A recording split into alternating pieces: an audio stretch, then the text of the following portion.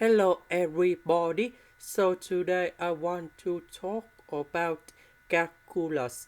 The topic today is about limit. So now I want to show you how to answer.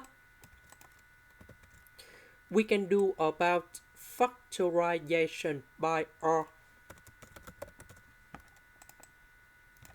Next, 5r we can put into 7r minus 2r in here. We can do about factorization by 2r. This one by number 7.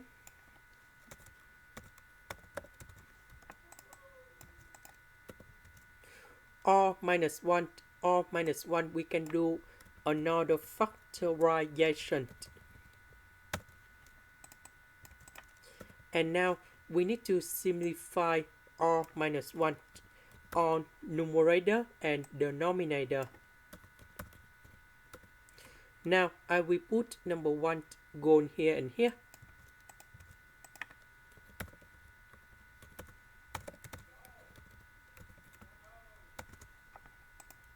This is the end. Thank you for watching.